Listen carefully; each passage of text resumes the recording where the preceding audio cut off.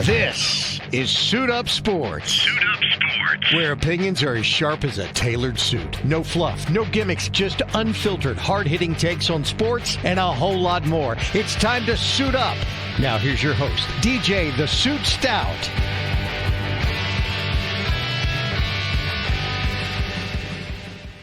Today's Suit Up Sports is brought to you by Neogenics, Charlotte's #1 when it comes to stem cells and regenerative therapy. I'm not saying that because that's what I'm supposed to say. I'm saying that because I've lived it. So is Frank.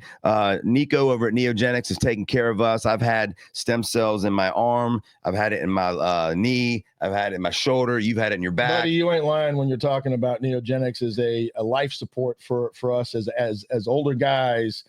Weekend warriors. Yep. If you're looking to, kind of replenish your body and get that 30 something filled back, Neogenics is the place for you. I know a lot of Panther players use it. I used it, got my lower back done. Yep. And the best thing about them, buddy, is that they will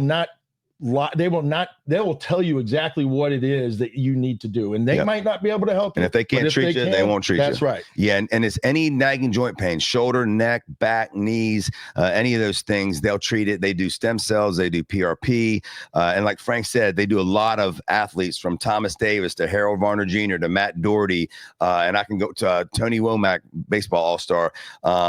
It works, and they're honest. Like Frank said, some of their competition they'll treat you just to take the money, whether they know it's going to work or not work. These guys are only going to work with you if they know they can help you. 704-727-6551. That's 704-727-6551 or neogenicstemcells.com. You see it on the bottom scroll of our show, neogenicstemcells.com. Tell them DJ and Frank sent you. Check them out, bud. Welcome to Suit Up Sports. I'm DJ the Suit Stout, along with 10-year NFL vet Frank Garcia. Frank, how you doing, brother? I'm doing good. A little rainy day out here in Charlotte, North Carolina, but they were calling for snow. We got it last night around like 1:30 in the morning. I was still up and I saw some flurries coming down, but I think most of it's going up north, which is just fine with me. Yeah, nothing to melt, nothing that's going to stick. No.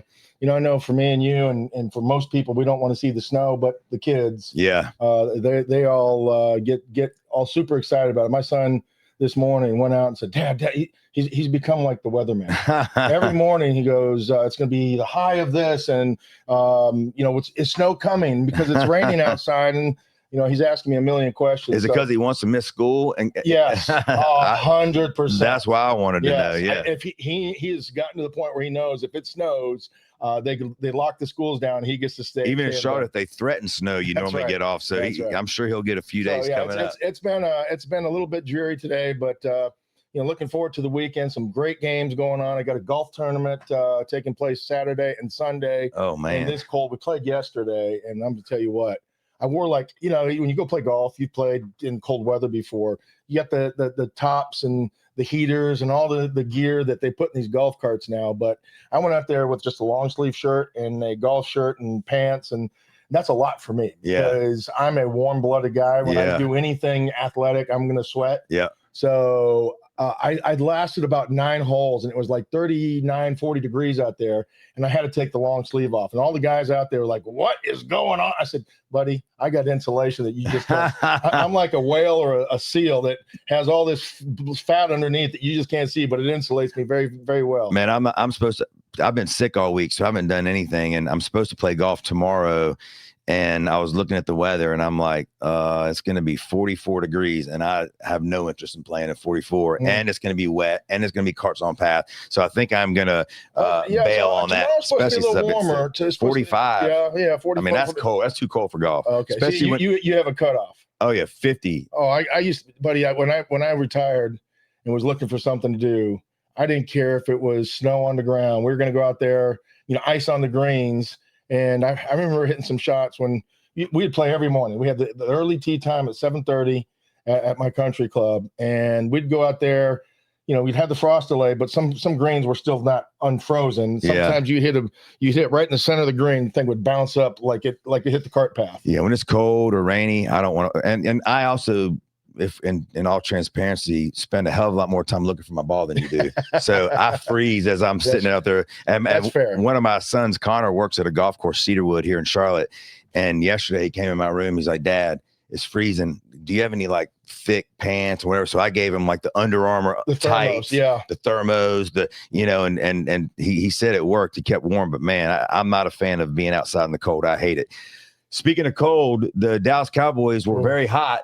And last night, their little nice run came to a screeching halt. Detroit Lions beat them 44-30.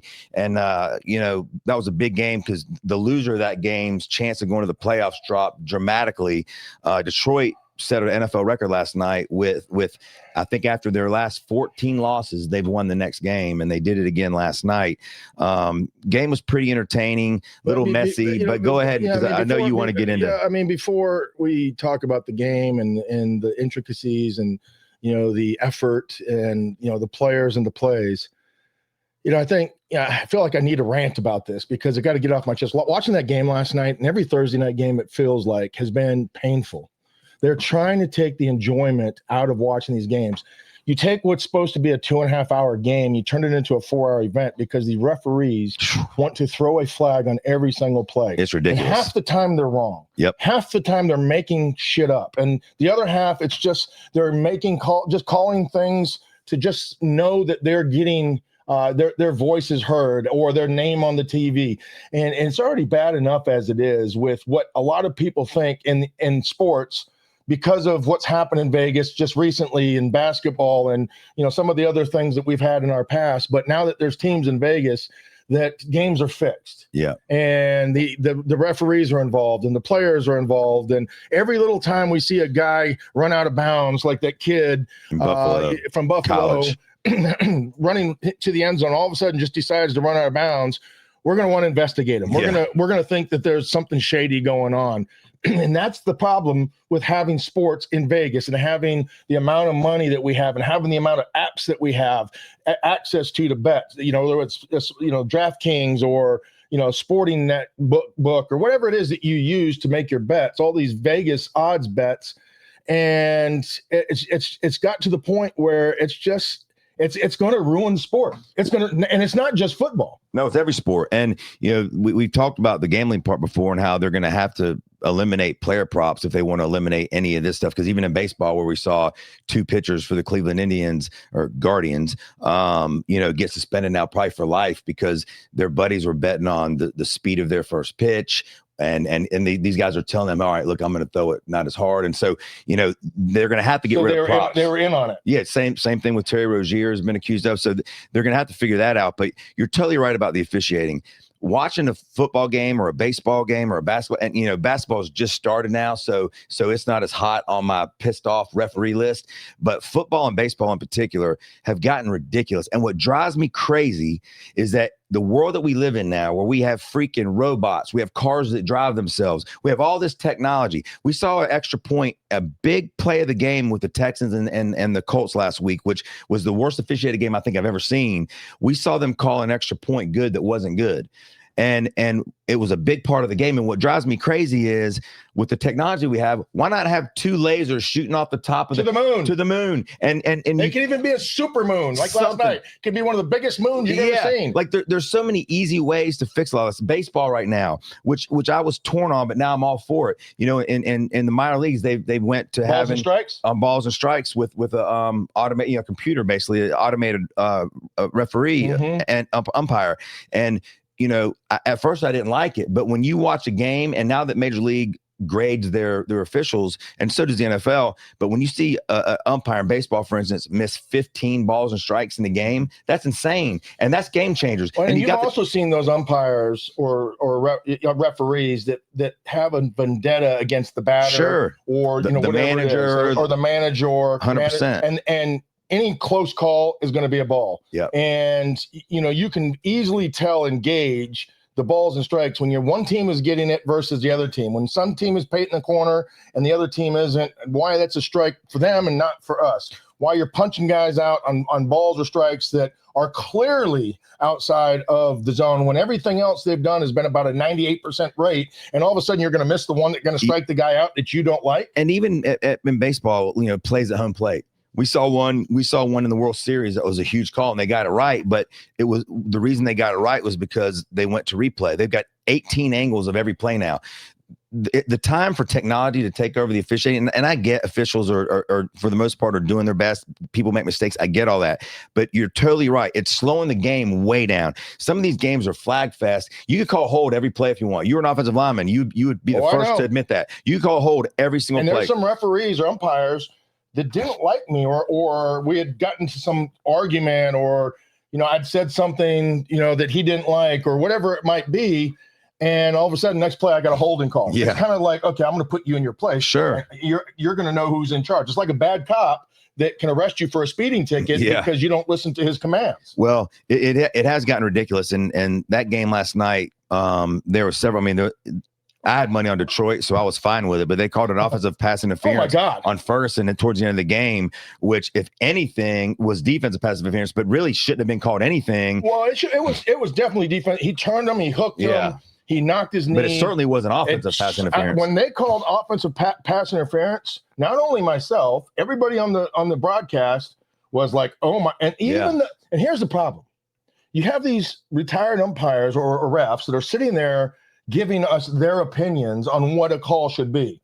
Mike Pereira or whoever it is they bring in as these experts. Yeah. And half the time, these idiots don't even know what the rule is, or just make something up as they go along. Sometimes they're pretty good, right? But when you have that guy telling you this is definitely not that, and it should have been offensive pass or defensive pass interference, and the referees on the field, they go to New York, they hear the call, they watch the play, they consult to each other with one another, and then they come up with offensive pass interference. I was like, what the hell are you guys? It makes no sense. And one of the things I do like for the ACC football this year, I don't know if you noticed it, but because a lot of times we're watching a lot of games at the same time, but when they went to their headquarters to look at a call, they actually let you hear the communication between the officials and the little bit more transparency. Yeah, there's more transparency. Whereas a lot of times, and again, technology. Last night there was a safety call when Detroit sacked Prescott in the end zone, and they went back to the replay, and it showed that the ball did make it all the way out. Right. So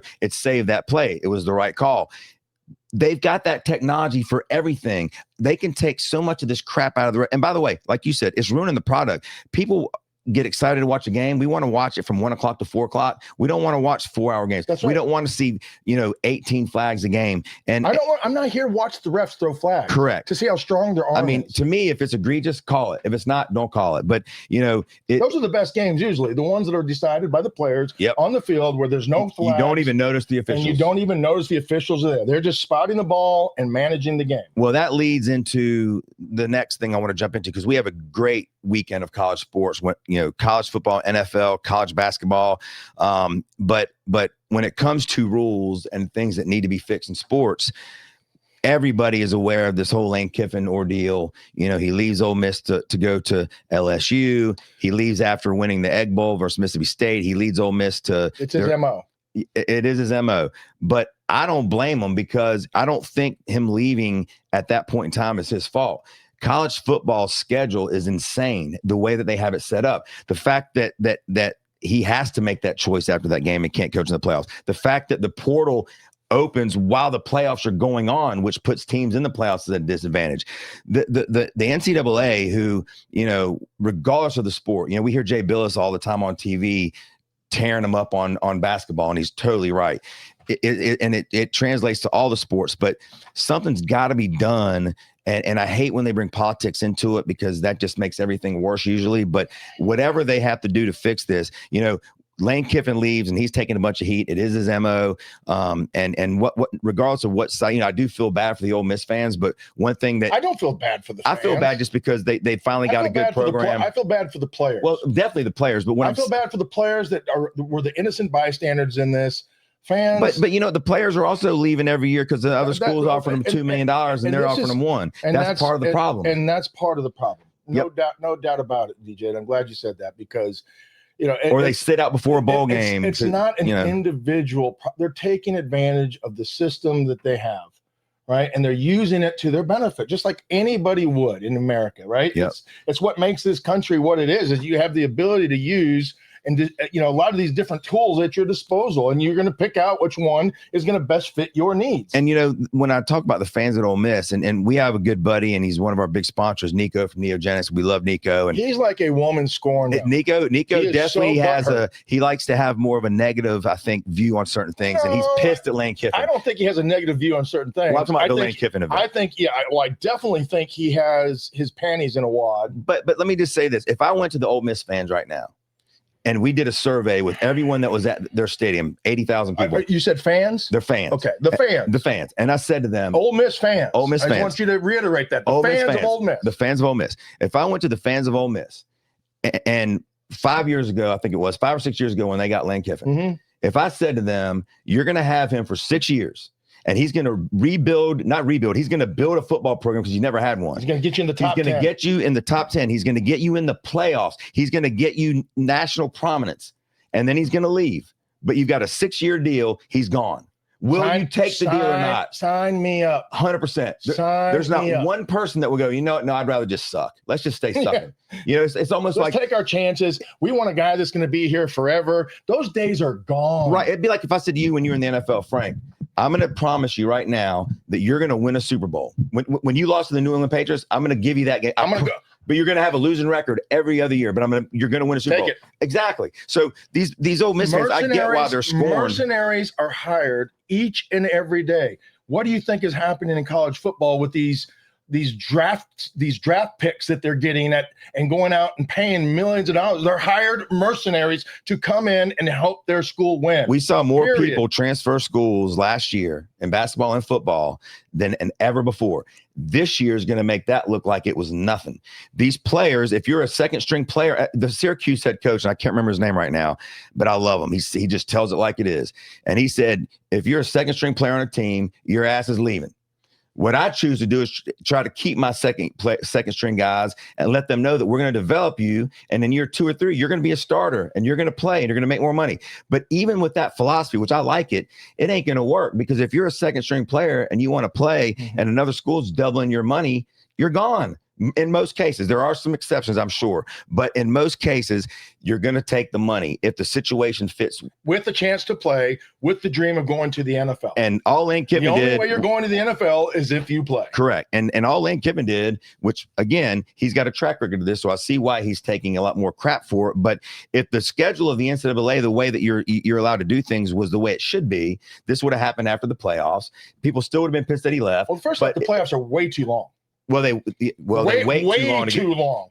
Way too long, way too many games. And that's not going to change, as we know. That's going to grow because they're going to add teams. Because of the amount of money that these schools are making off of it. They're benefiting off of these players, and these universities know it. And they're going to sit there and cry and whine about, Lane Kiffin leaving, and they're going to try to sue him to make themselves look good. And they're going to do all the little things. But meanwhile, they're making millions of dollars off of them. I mean, Ole Miss has made more money this year, I guarantee, than they have in the last 10 years. Not even close. And guess what? With Lane leaving, they've also secured now a nice chunk of money to move forward. And so I don't know if Golden, the defensive coordinator, who's now their head coach, I don't know if he's a head coach or not. Time will tell. And it's going to be hard to live up to what Lane built there. But I will say this, he's going to be in a much better situation than any other coach was before Lane got there. So that's what I'm saying, is that I see why they're scorned and people think Lane. Well, here's the thing. I mean, and they'll say, well, they're kids. Well, no, they're not anymore. Not anymore. They're paid professionals now. Yep. These kids are no longer kids. They're paid professionals making decisions. Yep. They're making choices. They're consulting with whoever they want to consult with. They have agents. Whether that's their mom, their dad, or their agent. And, figuring these things out. Which is going to be the best situation for me to move forward? How am I going to benefit the most? If you're not going to get on kids for transferring, leaving, and those type of things, why are we going to get on coaches? I mean, the kid from Tennessee, that went to UCLA, was that a good choice for him? He lost some money, but he showed out pretty well. He started off bad and then he played pretty well, but still, that's the thing. Each kid's going to have his own choice to make, and some are going to be wrong, some are going to be right. 100%. And then you're going to This may be the worst thing that Lane Kiffin, but you know what? It's his right as a football coach and a person in a free country with a system that allows you to do this, to be able to go see. And you can't argue that it's easier to win a national championship at LSU than it is Ole Miss. There's players that grew up in Louisiana that dream their whole lives of playing there. So you're already getting, and I saw a number the other day, it was like 10 or 15 4- or 5-star recruits that you don't even really have to recruit because their dream is to play at LSU. He's got $25 million. So I see why he left. It's just the schedule part of it that sucks. And real quick, tonight we have a game, a big game, Tulane and North Texas. North Texas 24 in the country. Tulane. It's the stupidest thing in the world. But this is a big game. Well, it's a big game for these schools. It's a big. No, I'm not poo-pooing those schools in the game. But the fact that they're even considering putting either one of these teams in the playoffs when they've sat there and lied to our faces about the best 12 teams are going to be there. No, they're not. Well, stop lying to us. Just stop lying. And we're going to get into the best 12 team part. But what I was going to say about tonight's game is you've got Eric Morris, the coach of North Texas, John Summerall, the coach of Tulane. Both, Eric Morris has taken the job at Oklahoma State. John Summerall took the job at Florida. They're both coaching tonight. You know why? Because North Texas and Tulane want them to coach. Mm-hmm. The reason Ole Miss didn't want Lane Kiffin to coach is because he's going to what they want to think is a lateral move, where these guys are taking bigger roles. Or an enemy. And an enemy. And an enemy in the same conference. Correct. So, like, what I'm saying is there's no consistency to any of this. And Lane Kiffin wanted to coach. Now, I get why Ole Miss said hit the road. You don't want to be here, get out. I don't blame them. They have to. They had to do that. But Tulane and North Texas are two small schools that these guys have had great years. They're going to let them coach through the game tonight and then see what happens. But there's no consistency, and the NCAA's got to get their crap together when it comes to moving forward, or what is already the Wild West, which we've been talking about that forever. The NIL is the Wild West. I've told you, I've done NIL deals with guys, and it's every state's different, and this is different. They've got to come up with something, and if it takes a uniform, uniform document, a uniform, schedule. Like the portal starts. Well, the schedules, that's all part of it, but what am I the word a contract. They need to come up with a contract on how to shape college football and what this looks like and what this entitles for you. And if you break these rules, then there's going to be some punishment. But the problem is, DJ, is we can sit there and talk about all the rules and what should be, but who's going to enforce it? Well, that's the problem. There's no one to enforce it. And how are you going to enforce it? And that's why that's the problem. That's why they're trying to get the government involved, which, like I said, normally screws everything up. So just to put in some regulations and rules, but then the NCAA's got to do it. Then each school has to do it. Each conference has to do it. That's right. It's almost impossible. It's just like when you put one program on probation. If the program didn't want to go on probation, you know what they do? They'd give you the salute. And who's going to enforce that? Well, that's supposed to be the NCAA. Now they can. The NCAA can fix the schedule. The NCAA has lost all control. Correct. All power, but the super conferences are now taking over. The NCAA can put in a schedule that works around the playoffs. For instance, in the NFL, we all know that free agency opens this many days after this, and Major League, we know that. So they could say penalties if you don't follow those rules. Well, what I'm saying though is that the NCAA comes in and says, okay, from now on, they can put the deadline. Is that what you're saying? That would at least help. Yeah. Portal opens 3 days after this. Yeah. This opens 3 days after. They can at least put that in, which would help a lot. Now, it's still the Wild West as far as the money and the portal and who goes where and all that. But you're not legally able to go, but that doesn't mean that I can't communicate or talk to you. That's true. And we see that all the time. Especially when you're coaches and you're going to float those things out there so you get bigger money and more lines in the ocean so you can catch the biggest fish, right?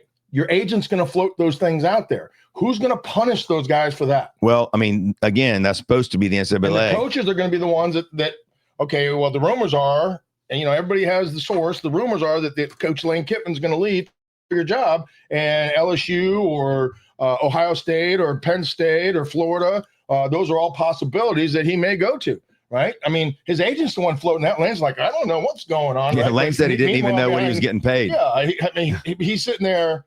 His agents, doing the dealing for him. Who's going to punish that? Well, there's a lot to be figured out, but they've got to start with at least the easy stuff. Yeah, who's going to stop me from coming to your school and we play you and meeting you and your family the night before we play and say, watch and wait what you see tomorrow. We have big things in store for your family and your son. Every coach, we can't wait for him to transfer here. Every single coach, Lane Kiffin included, can tell you stories of their players getting recruited by other schools during the season. That's right. That's what I'm saying. You're right. The night before, I can go out there and poach you. So you're right. There's a lot of it's not going to be easy to figure out, but they can start by at least putting in some type of schedule that at least this type of stuff can be eliminated.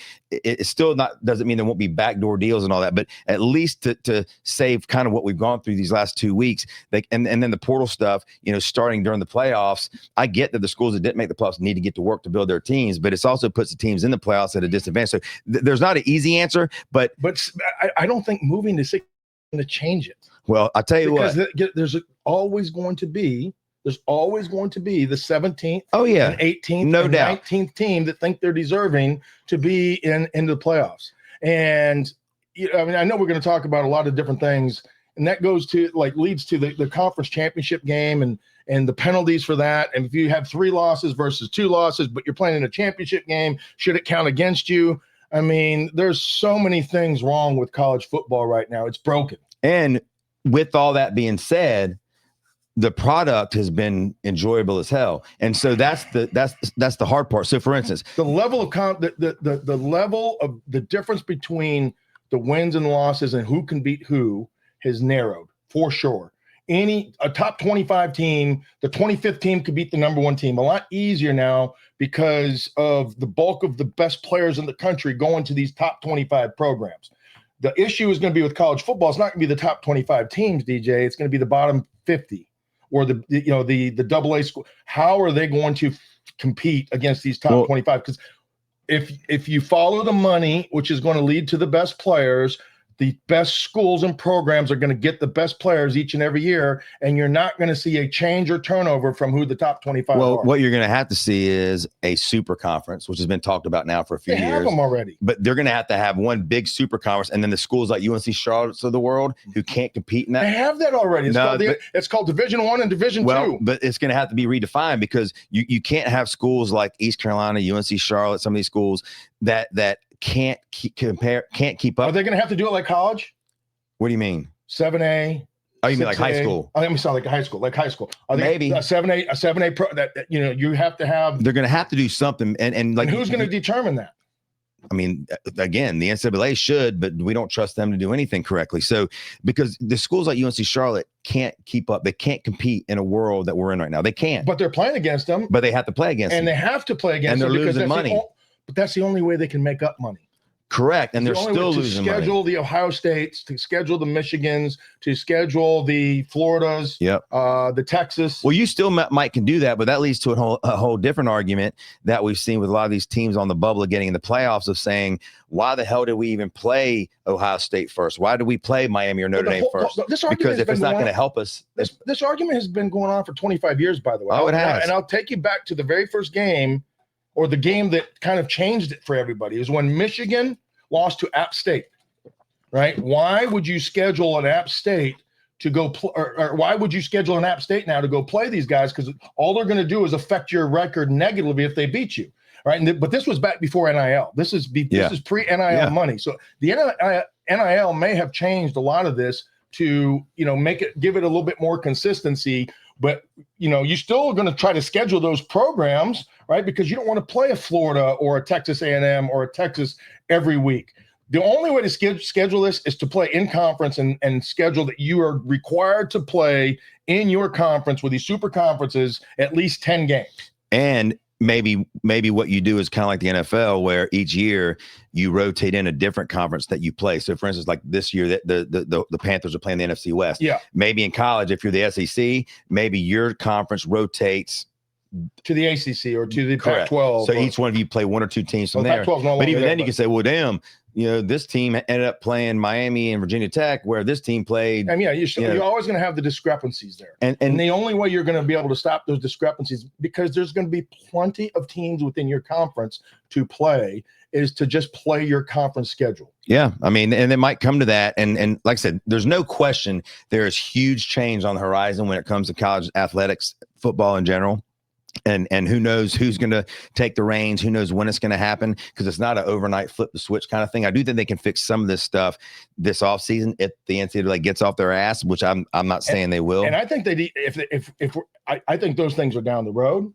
I don't think they're right in the near future. I think those things will happen over a bunch of failures and a bunch of things that are happening this year. But this is a perfect example of a year. DJ, that we're sitting here looking at these conference championships and we're saying Alabama is going to be punished for playing in a championship game if they lose. How is that fair to a team like 100%. Vanderbilt or Ole Notre Miss Dame, or Notre Dame who's not playing, or these other schools? Well, Notre Dame could schedule that. That's their own choosing. Notre Dame is a different animal because they're choosing to selfishly hold and hoard all the money, right? That because they're not tied. They're tied to the ACC, but they are an own entity. Same with BYU. BYU now is in a conference, but before they had their own entity and they're collecting all the money. So if Notre Dame is going to want to be a part of this, they're going to have to put their big boy pants on and go play in a conference that's going to have ACC, SEC, Pac-12, whatever it is, these big boys that they're competing for that championship game. Because every year you can't make the argument that, well, we don't have a championship game and cry me a river. Notre Dame, if they could have qualified for the ACC championship.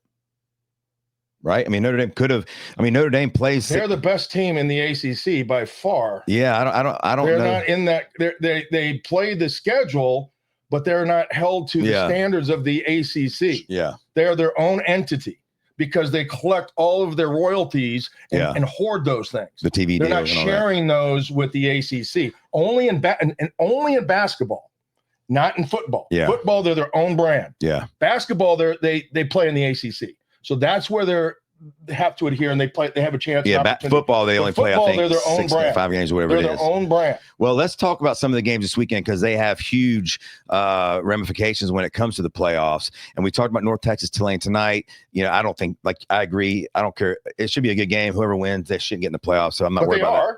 Well, I mean, and we can't just poo-poo that. That's a problem. Oh, I agree. That's a problem. And that leads to kind of what I'm getting to is if you want the 12 best team, because I also think this, I think the eyeball test has to have something, but the problem is everyone's got a different opinion, right? So we'll talk about Notre Dame.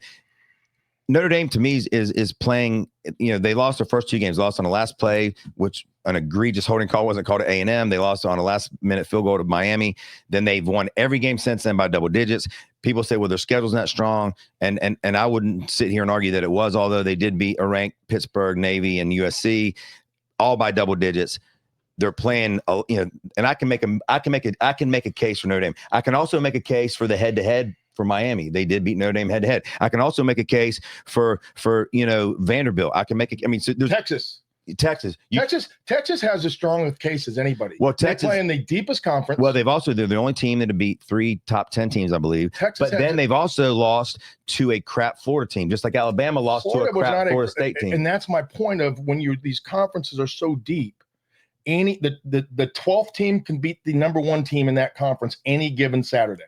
Right. It's just like the NFL. Were the Panthers supposed to beat the Rams? Panthers were one of the worst teams in the NFL. Rams were the best team. Are they supposed to win? No, but they can because they're capable, because they have enough players that they're recruiting and playing. But still, if you look at the season and what Florida did this year, they're not a good football team. They won 3 games, I believe. So their defense. And their matchups, I agree, but still losing to them is a bad loss. Alabama losing to Florida State, who sucks, is a bad loss. At the time, they didn't suck. Well, okay, but see, if we say at the time, then you can say at the time. You have to say at the time. Okay, well, at the time, Notre Dame started a freshman quarterback in his first ever game. I mean, that's what I'm saying. You can go and make a case for all these teams. Then you should. And you 100% should, but it doesn't make picking the 12 teams easier. For instance. I'm not saying it's going to be easier. I'm saying that there should be a time and place. If you play the team without their starting quarterback, is it going to be an easier game or a harder game? Or if their coach leaves. Like Lane Kiffin. Game or harder and Ole Miss didn't slide a bit with Kiffin leaving. So, right. Or an injury to your quarterback. When you play this team without if you played who's the best quarterback in the country? We'll just say Mendoza. Let's say Mendoza. If Indiana didn't have Mendoza, how many games would they have lost? Oh, 3? Several. They lost to Penn State. They've lost 2 or 3. Lost to Oregon. Yep. I mean, so if they didn't have him, we can't say, well, but they did. And when they played, this is the result of what happened. But we have to take those other things into account, right? This is a freshman quarterback. Is he going to get better? Yes, we see it. Our eyes show us. His stats show us. Their record shows us. Yeah. If they were to play Miami again, would they win? I mean, Vegas has if Notre Dame played Miami today, Vegas has Notre Dame as a 5.5 point favorite. So they've gotten better. Correct. Right. And Miami has not. Correct. And so to me, that all those Notre Dame should go in. I agree. But here's the deal. You got BYU, who's and we'll get into some of these games. BYU plays Texas Tech tomorrow. They've already, both teams have lost one game, and BYU lost to Texas Tech. Texas Tech wore them out. Texas Tech has a loss against Arizona State. But if BYU beats Texas Tech tomorrow, Notre Dame's probably out, as well as Miami's hopes, Texas hopes. Let me tell you why Notre Dame's not. Let me tell you. Well, BYU wins, Notre Dame's out. Let me tell you why they're not. I know what you're going to say, money and ratings and all those things. What do you mean? But if BYU wins, that means they're definitely in, and Texas Tech is definitely in, which means somebody's got to go, and Notre Dame would be the team to go. That's the teams like Tulane and Virginia have no business being in there. Have no business being in. Have no business being in there. Should not even be sniffing this. And look, if you want to take the 12 best teams, that would eliminate a lot of the arguments. Now, there'll still be a couple teams pissed off. Vandy, Texas, Notre Dame. Who's going to be the 13th? Right. I mean, you're always going to I think Texas is better than Vandy. Well, I mean, I wouldn't argue that. I think Texas is better than Notre Dame. I don't. I think Notre Dame would beat Texas. As a matter of fact, if Notre Dame doesn't make the playoffs, I bet you that'll be the bowl game. Now, are either team going to give a crap about it? Texas is better than Notre Dame. I don't think so. They have a better defense. No, Notre Dame's defense lights out. Texas defense is one of the best in the country. Their defense has gotten a lot better, but Notre Dame's defense is one of the top in the country that doesn't nearly get enough credit. No, they're good. I'm not taking it away from them. I just think Notre Dame would beat Texas. If you go to Vegas right now, and this is the only way you're ever going to be able to determine this, because how are we going to be able to decide this argument? Well, you can't, because I'm saying you can make a case on so many different platforms. I'm going to make the argument that Texas is better, and you're going to stand by your guns because you're a Notre Dame fan. Well, even if I wasn't, you're going to sit there and say that this is the reason why. The only way you're going to be able to decide is what? Let's see what Vegas says. Well, and that's going to be the trump, because I can't argue that. But they're not going to want to go to what Vegas says because of the things we talked about earlier in the show. Let's see. There's too many different. Parameters. If Dylan, look this up, please. If Vegas were to, if Notre Dame were to play Texas, who would Vegas have as just the favorite? What the spread would be? Who would Vegas has as the favorite? If Notre Dame played Texas in football today, what would the spread be in Vegas? Because that's the only way. But Vandy, let's talk about Vandy for a minute. You're saying Texas is better than Vandy, and I agree with you. And Texas beat Vandy, right? So that's, to me, that's the easy one. Alabama beat Vandy. So to me, Vandy's not in, right? We got two teams that are fighting for the playoffs that both beat Vandy. With Notre Dame, you got Miami. And you forget the main ingredient of those. You put nice little side pieces over there, the gravy and some of the corn, but the meat and potatoes is Vandy doesn't have a big following, not in football.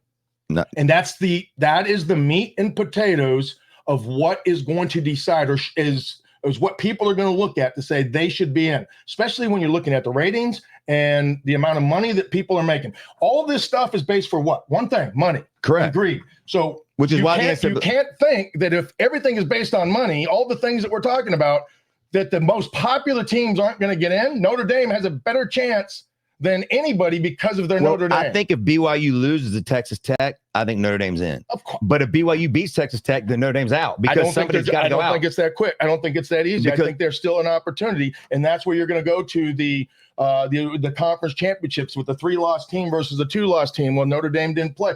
There's going to be a million reasons why you can argue those things. Oh, I agree. Notre Dame will likely get in because they've gotten in multiple times when they shouldn't have. Well, I think Notre Dame deserves to be in, but I do think if BYU wins, they're out. What is it, Dylan? Texas minus 2.5. So Vegas agrees with me. Depending on where the game is. No, it doesn't. That's a neutral site. I guarantee it. What there is right there. Vegas odds makers have released hypothetical lines for potential national championship matchups, including Texas Notre Dame. If the game were played today, neutral site as is standard for the title games, the consensus spread would be Texas minus 2.5. You just read that perfectly, by the way. That was impressive. Yeah. That was like a commercial. You just busted it out. Right. So, and Texas is not going to get in. I mean, because they also they would be a better team. That's what I'm saying. I'm not arguing. Vegas is wrong. No, I'm not arguing that Texas isn't better than some of the teams that are in. That was Notre Dame. Correct. I agree with you. But what I'm saying is, well, you're agreeing with me now. No, I agree that there's better teams that are going to get left out. I think Notre Dame's a better team than Texas.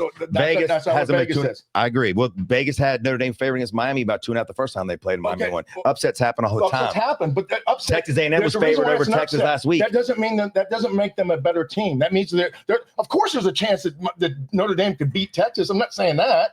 I'm not saying that Notre Dame has no chance against Texas. Yeah, I mean, I'm saying with every analytic thing that they use to measure spreads in the country, which is what we go by. We're religious with it. We use it every day Texas is better than Notre Dame on a neutral site by 2.5 points, according to Vegas. I know it's hard for you to admit that. No, listen, even if that's the truth, even if that's the case, it still doesn't take away from what I'm saying, which is there are teams that are not going to get in that have valid arguments. You could put that as a part of Texas' argument. You could put the fact that Texas just beat Texas A&M, but then you can look at Texas and go, okay, well, Texas lost to Florida, who sucked. You can go to Miami, by the way, who lost to freaking Louisville and SMU, two not good teams. I mean, SMU. I think Miami is probably has the weakest case. They play in the weakest conference. I agree. The only thing they have is that they beat Notre Dame. That's the only good win they had all year. That's it. Early, and it was the first game of the year. First game of the year. Yeah.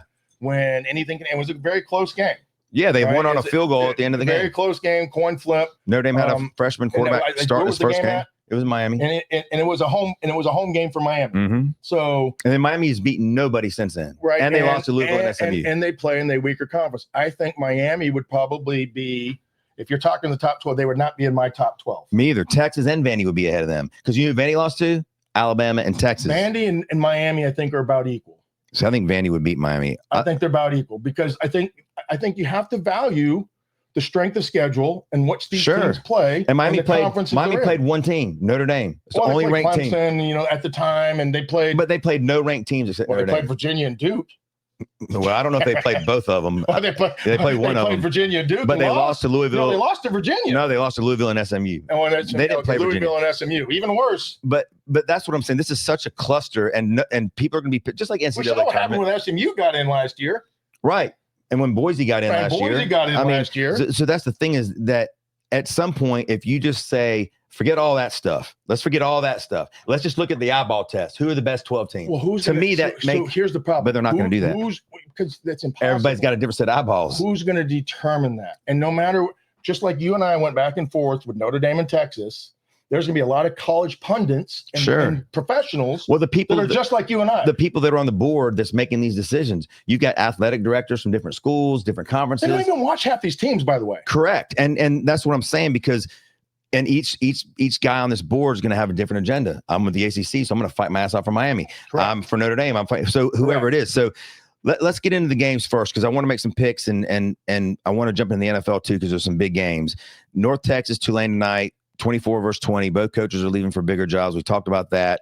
We both agree that neither team should get in regardless. Right, so why are they allowed to coach their team? Because I think 100% is because it's looked at as a vertical climb, not a lateral. Right. move. Those schools know that if you get a coach that gets 2 or 3 years of success, he's gone. Yeah. Ole Miss now with Kiffin got to a position where they've now considered themselves one of the big dogs. Fans don't. And they left for a team they hate. Fans don't want to hear that they're a stepping stone program. Correct. Right? They just don't. But I give credit to North Texas and Tulane for understanding that they are. They understand who they are. And Ole Miss would have been. They're appreciative of what they had. Correct. And Ole Miss. That's why Ole Miss should understand what they were and be appreciative of what they had. Exactly. They were nothing. Lane built them. He left. Are they a stepping stone school? They were. Now with the NIL and the SEC and the amount of money that they have, we'll see. They can be a very competitive team. Put them in a good spot, much better than where he left it. Which is anybody that ever works for you, when you leave a job, you hope you leave it better than what you found it. Will Lane do better at LSU than he did at Mississippi? Ole Miss. I don't know if he'll win 11 games next year at LSU, but do I think he has a better shot at winning a national title at LSU? 100%. Will he do better than the coach that they just fired? Yeah, I think he'll do better than Brian Kelly. Why? I just think he's a better Brian coach. Kelly had I think 11 and 10 games. The most he won there was 10. He had which is pretty damn good. In the SEC, he's pretty good. He had them in the hunt. And they won the SEC championship with him in his first year, second year. I think he's also had that program doesn't look like it's doing this. It looks like it's doing this. Exactly. And that's the reason why he's gone versus bringing a fresh set of eyes and ears and voice into a program that's going to reinvigorate them and put them back where they feel like they should be because the amount of money and the amount of time and added attention they spend to football. And LSU's issue under Brian Kelly, which he's an offensive coach where their offense was not very good while he was there. Lane Kiffin's going to fix that. That's one thing you can say about him that you can guarantee is that the dude's going to fix an offense. So we'll see what happens with that. It don't work. I mean, Charlie Weiss is his guy, and he's bringing him with him. Correct, but Ole Miss is letting him call the plays for them in the playoffs, which I thought was interesting that they're letting him do that, which, again, I get why they're not letting Lane do it, but he will be calling the plays for Ole Miss offensively in the playoff game, which they'll host a game. He won't have a chance. We'll see what happens. They'll host a game. Who's going to be the figurehead sitting there, with the headset on? That's what it's going to be. No, he's going to be in the box. No. Who's going to be the figurehead on the sideline? Oh, Golden. They've already named their defensive coordinator. Figurehead. So we'll see they named him the head coach moving forward. We'll see what happens. I know, but it's just. And we haven't even talked about the Penn State. That's for a whole nother day because that's been a complete debacle. So let's get to some picks. BYU, Texas Tech. They played a few weeks ago. Texas Tech wore them out. Both teams with one loss. Texas Tech is minus 12.5, which is a lot of daggone points for playing a BYU team that is a really good team. Where's the game at? It's a neutral. It's in neutral site. Yep. Not Provo. I think it's in Dallas Cowboy Stadium. So it's in Texas. It's not. That's not a neutral site. Well, yeah, I'm sure. But BYU travels. Those Mormons travel, baby. They travel, man. They take their vans, and their caravan, they their travel, horses, and their buggies, whatever it and is. all their wives. And they'll say, "Let's go." They'll be there. But Texas Tech 12.5 over BYU. What do you like? I like the 12.5 points. I think Texas Tech's a better football team. I think they built, what you are going to see the future of college football. With a decent coach. Great coach. He's probably my second favorite coach in football. They have athletes everywhere. They're fast. They can, be explosive. BYU is going to have to muddy the game up. They're going to have to give it to 250-pound Bronco Nagurski back there and let him run through people. Freshman quarterback. Zonka with their freshman quarterback. But they have some big physical guys and old men on their team. So I think it'll be a closer game. I think Texas Tech still wins, but I think it'll be like the 7.6 point game, something like that. I'm taking BYU. I am too. With the spread. BYU knows if they win, they're in, and I just think that Texas Tech is in regardless. They're in regardless. There's more for them to play for. And I think Texas Tech probably does win the game, but I do think 12.5 is a lot of points. This is and that game, like and I said, you're hoping that too I need Texas Tech to win. You're rooting for Texas Tech. I almost bought a damn Texas Tech hat this week. I thought I ordered it, but I guess I didn't hit confirm. Another game. Do they make those? Oh yeah, I haven't seen the Texas Tech hat ever. Dude, they're on the rise, what are they man. known for? Oil. I mean, Lubbock, Texas, baby, oil. Yeah. So another game that has. This is really the other game that has huge implications on the playoffs. Possibly is you got Georgia and Alabama SEC championship. Alabama beat Georgia earlier in the year in Georgia, which was a hell of a rebound. A few games after losing to Florida State.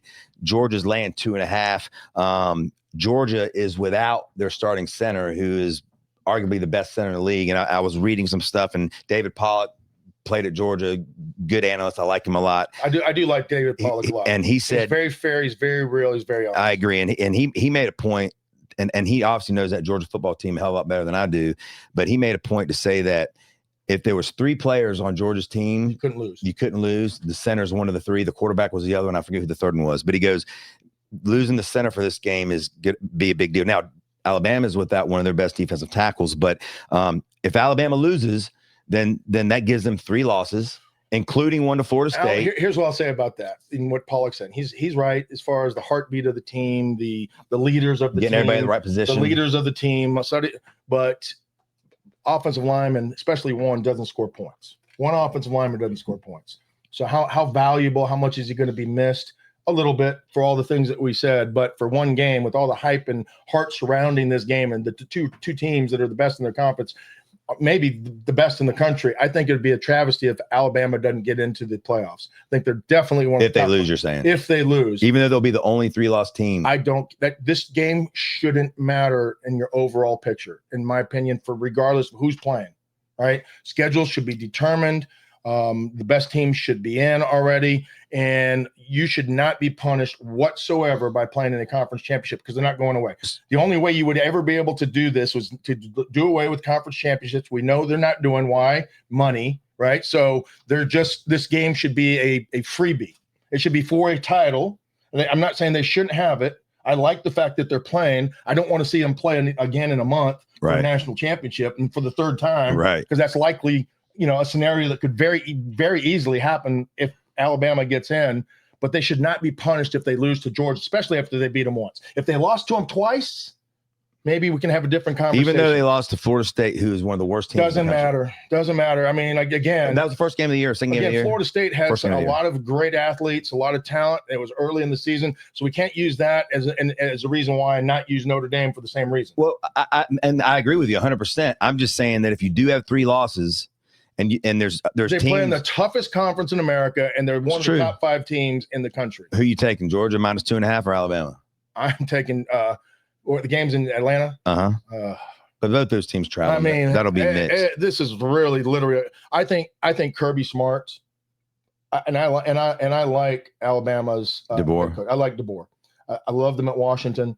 He was one of my favorite coaches, but I do think that Kirby Smart is a little bit better of a coach. He has his team a little bit better prepared. I think DeBoer's team's playing harder now, but I don't think that they're going to beat him twice. Yeah, I'm taking Georgia. I am too, and Pollock scared me about the whole center thing, and he almost scared me off of him. But I do just think that Georgia is going to want to get revenge. It's going to be hard to beat them twice in one year. Everybody's going to want to get revenge, whether you can do it or not. You want to beat me, but I'm a bigger brother. But my point is, it was a close game in Georgia when Alabama beat them. I don't think Alabama can run the ball, and I think that's going to hurt them in this game. So I'm going to go Georgia as well. And but it wouldn't surprise me if Alabama beats them. I think Alabama has a better quarterback. Oh, I agree with you there. I think Simpson's definitely a better quarterback. I think he's one of the top 5 quarterbacks in the country. Yeah, I think he probably has the best arm that I've seen in college football. I just think that they haven't been able to get a running game this year, and against Georgia, that's going to hurt. And he did tear Georgia up. The quarterback tore them up the first game, so we'll see. He's more athletic than they give him credit for. He is. Next game, which has no implications on anything except the championship, because Indiana and Ohio State are still going to be 1 and 2 seed. They're both undefeated. I hate they're playing this game. Well, it's the first time that the first ranked team and the second ranked team in the country are playing in the Big Ten championship game ever. Indiana is obviously a great story. You can make the argument that neither team has really played anybody. Indiana has a big win at Oregon. We saw the comeback win at Penn State, but Penn State already lost, I think, 3 or 4 in a row. Ohio State beat Texas the first game of the year, beat Michigan last week, but Michigan can't score. So you can make an argument that neither team's really played anybody, but here we are. Ohio State's defense, in my opinion, is by far the best defense in the country, maybe one of the best defenses we've ever seen. They've got about 5 or 6 first-round picks. I'm telling you, they got about 4. Let's slow our roll. I think they're one of the best defenses we've seen. Now, they haven't played anybody. Not in history. Well, they may be the best team in defense, but they're not the best team in history. They're one of the best defenses that I've seen. And again, they haven't played a lot of people, so we'll find out. I'm going to give you credit for this year. If you say that, definitely this year. That's not even a question. I'm not going nearly as far as saying all time. The Miami teams, they're going to have probably 5 first-round picks on this defense. Miami had. They did, no doubt. LSU, Alabama, they were giving up 5 points a game, under 200 yards a game. I think Ohio in the SEC. I wouldn't argue that. I'm just telling you, Ohio State's defense is legit. My Huskies, we had 4 first-rounders on my team. Well, 4 first-rounders. I also think Ohio State, when you look at the offensive side of the ball, because they get a lot of praise on defense. You look at the offensive side of the ball, their quarterback is in the Heisman race with Mendoza, probably down to those 2. You've got 2 wide receivers, Jeremiah Smith and Tate. They're the first-round picks. Bo Jackson, true freshman. Bo Jackson's son has been getting better and better. We saw what he did against Michigan, had a great game. So this should be a great game. Part of what makes Ohio State's defense really good is they have a really good offense too.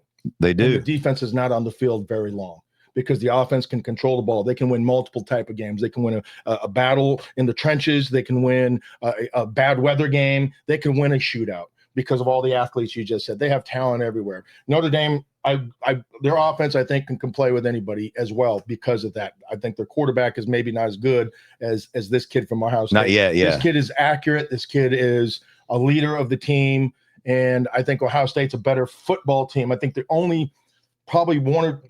I think there's 3 teams better than Indiana. Ohio State is one of them. Well, Ohio State's laying 4.5, and I hate that they're playing this game. I hate that they're playing. You'd rather save it for the playoffs. I'd rather save this and have 2 undefeateds playing in a national championship game.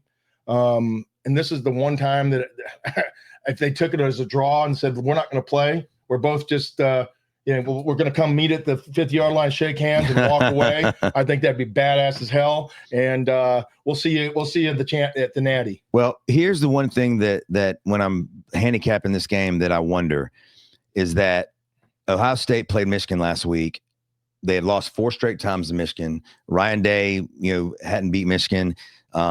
They get the big win against Michigan, right? They get that monkey off their back. Now a week later, they're playing in the conference championship against an Indiana team that's undefeated. I wonder, and letdown. I wonder if they'll have a letdown, especially for what you always said. They're still going to be the number 1 or 2 seed in the playoffs, depending on if they win or lose this game. It's not going to affect them that much when it comes to that.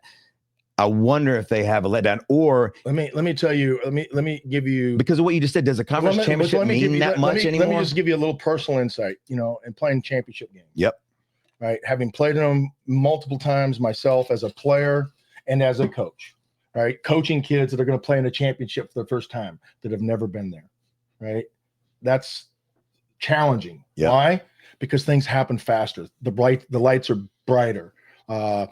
Things are more intense. Right, the emotions are higher. All these things are factors as a player that go into my body that feel like I have to win and I can't make a mistake, which is the worst thing you can do as an athlete. Because you don't want to think. You're gripping and you're holding and you're not letting it go. Right. And when I say letting it go, you have to just play with caution to the wind and let it happen.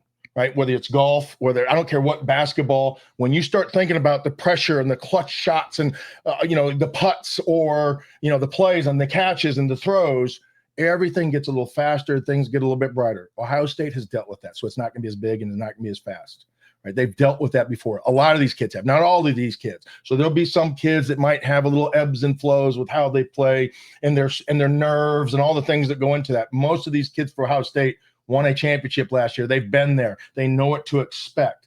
I don't think complacency has set in. That's the problem. It's complacency. Ryan Day said all year that they've been business-like, that this team has been business. It feels like they are on a mission to destroy anybody they play, and they've done that. Mission has been completed, and they're laying 4.5. And they're laying 4.5. I'm taking Ohio State. Yeah, I am too.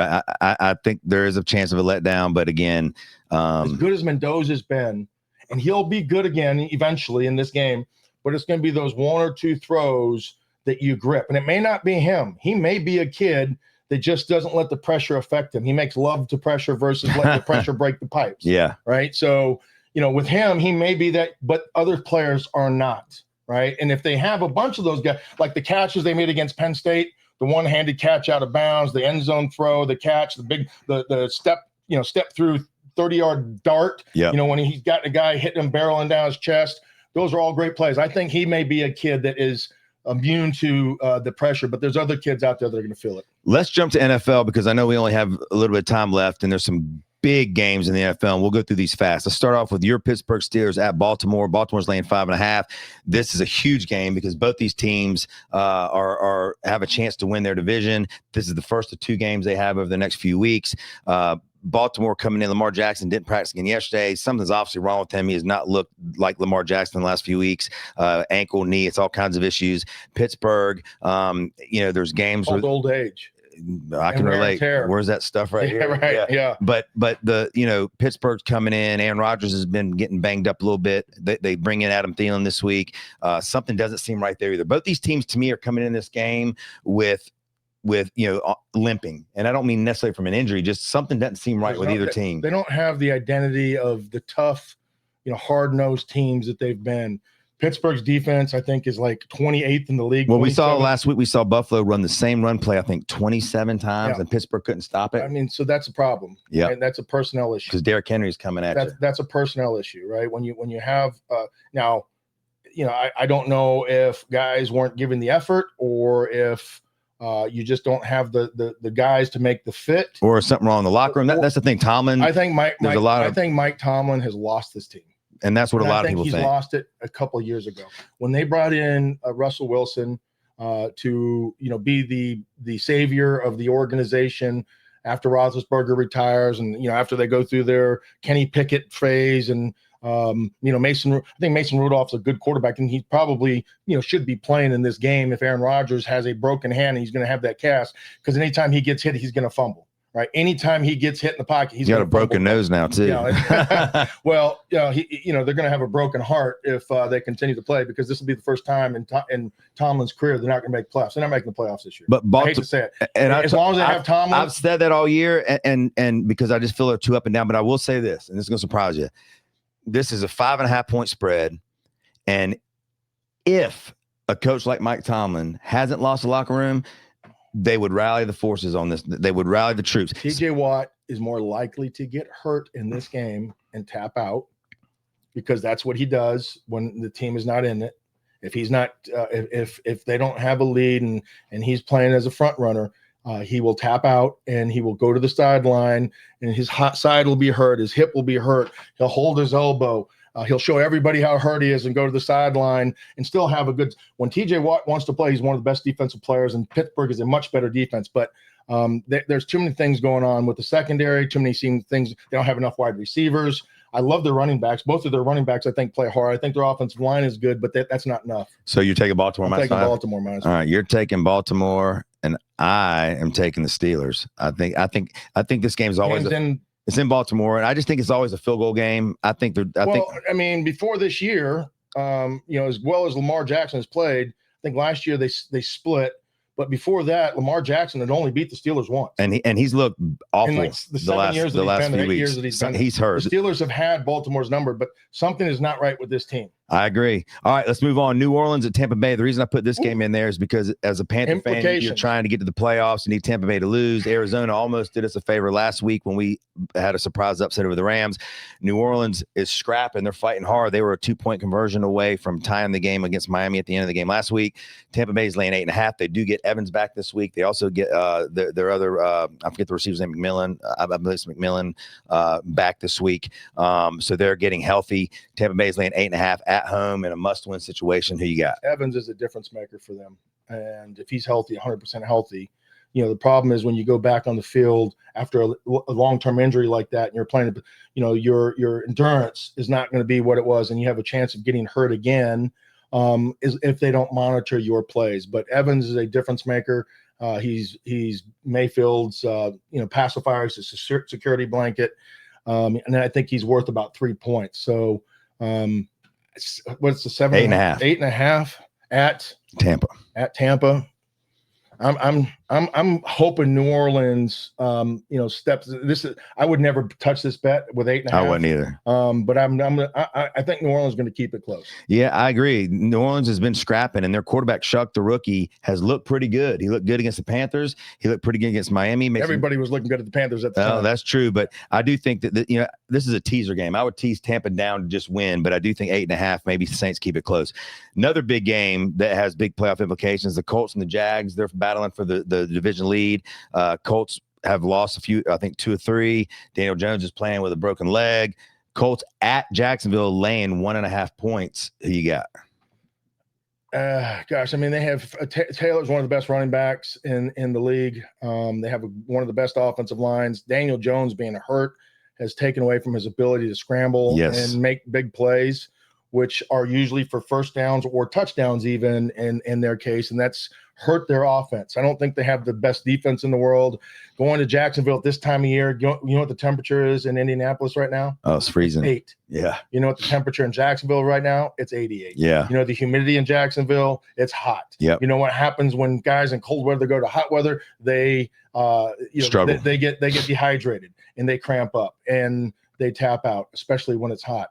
I think the Jaguars are going to tap out the Colts. Yeah, I'm with you too. I think the Jags win. They're on a roll right now. They've scored at least 24 points in every game or something like that lately. They're playing good on offense. Trevor Lawrence, what's his name? What's the Avatar is playing really well. Yeah, he's playing. He looks like good. A damn Avatar. And I do think you nailed it. Every time I see that movie, he looks just like one of those guys. He does. Like he's going to connect. And you can't watch a game now. Connect to the center. Well, you can't watch a game now without seeing the premiere or the preview for the new movie. But I think the Jags get it done. I think you're right. Daniel Jones not being able to scramble changes their offense a lot, and I think the Jags get it done, getting 1.5 points. Another game that I can't wait to watch: Bears at Green Bay. Green Bay's laying 6.5. Ben Johnson, the new coach in Chicago, has got a nice swag, and he's got he's like a high school college or high school state champ. And North Carolina kid. He was a quarterback. I believe it was AC Reynolds that he played at. And, he's a winner. Well, he comes out of the gate in his first ever press conference when being named the coach of the Bears, and he says, "I can't wait to go to Green Bay and beat him in Lambeau." And he's talking a bunch of crap. LaFleur has definitely come out and said, "Oh yeah, we know he said that. That's on our radar. That's all over the. It's all over." And Green Bay laying 6.5. This is another game with playoff implications, division championship implications. 6.5 is a lot of points. But I think Green Bay is going to lay it on them. Green Bay is a really hard place to play, but Chicago is used to playing in those cold weather games. You see how windy it is last week in Chicago. The wind's blowing sideways. You kick a field goal, and it goes 20 yards to the right or 20 yards to the left if you don't hit it pure. It's like your golf ball. Yeah, right? That's for sure. But without the wind, Green Bay's defense, nobody's talking about. They're one of the best in the NFL. I think they're top 5 in the league. Micah Parsons has made a huge difference for them. And getting after a guy like Caleb Williams does not do well under pressure, especially when a guy can hunt him down from behind. He's good at avoiding that first initial wave, but then Michael Parsons is going to continue to hunt. And I think he's going to have a big game this week in Green Bay. The noise will be a factor in that game for an offense that is predicated on communication and throwing the ball. I think Green Bay stymies Chicago, and they force Caleb Williams into 2 or 3 turnovers and win the game. Yeah, I mean, Bears have the best running game in the NFL, and if Green Bay can just slow that down, I think they'll have that game in hand. Their offense looked great on Thanksgiving. Love seems to be getting in the groove, so I'm with you on that too. Houston at Kansas City. Kansas City's laying 3.5. Kansas City can't lose another game, and even if they do go undefeated, their chances to make the playoffs, I believe, are 50%, maybe a little less. Houston's defense is arguably the best in the NFL. There's the 2 or 3 teams that are better than Green Bay. Yeah, and that's one of them. And they have 4 guys that can hunt. And Kansas City's going to be missing 3 starting offensive linemen. The game is in Kansas City. Houston's offense struggles to score points. Kansas City's laying 3.5. Who you got? It's not hard to communicate when you say run right, run left, and that's what Houston's going to do. They have a very good running back. They have a physical type of team that is built for winning games on the road in hostile environments like Kansas City. Kansas City is arguably the toughest place to play in all of the NFL. From the time you show up to the time you leave, the fans are there. It smells like barbecue. It tastes like, but Houston has the team to be able to do it, and I think they do. I think they stymie Patrick Mahomes and send him packing and end their playoff hope. Well, I'm with you, and I hate that I'm with you because everything tells me Kansas City, but I think my brain's just going off of the Kansas City of the past, and I do think it's a close game. It wouldn't surprise me if Kansas City wins, but I think Patrick Mahomes has to be superhuman in this game to avoid the rush and find players downfield as a secondary, the improvisation of the offense, right? It's not necessarily going to be, Travis Kelce running a slant or something like that. It's going to be Patrick Mahomes making somebody miss and getting the ball downfield, which he's capable of doing. But Kansas City doesn't. They don't have a good running game, and I think if Houston's going to be able to just play the pass, they've got 2 great cornerbacks, and so I think it's a close game. It wouldn't surprise me if Kansas City wins, but getting that hook, I think the smart bet there is Texans, so I'm with you there. I think Texans went outright. They could. I mean, that would be a nice parlay, a little underdog parlay. But great weekend of football. We didn't even get into college hoops. Duke plays Michigan State Saturday, which will be a big game. Gonzaga, Kentucky tonight. Is Duke better this year than they were last year? I don't know. I want to see what happens. You see what these rookies are doing in the NBA right now. They're killing it. But Knipple and Flag, both rookie of the month in both their conferences. So that'll be a good game. The Michigan State's tough, and Michigan State's beating some damn good teams. Izzo's always going to be tough. So I'm looking. That's at noon on Saturday. So that's a little prelim for you to get ready for the college football games tomorrow, which should be fantastic. We'll be back Monday. We'll recap all these games. We'll have a little more clarity on what the playoffs are going to look like in the NFL and college, and we'll also try to recap some of this college hoops. Carolina also plays this weekend against Georgetown. So a lot going on this weekend. Bundle up, stay warm, and have a good weekend.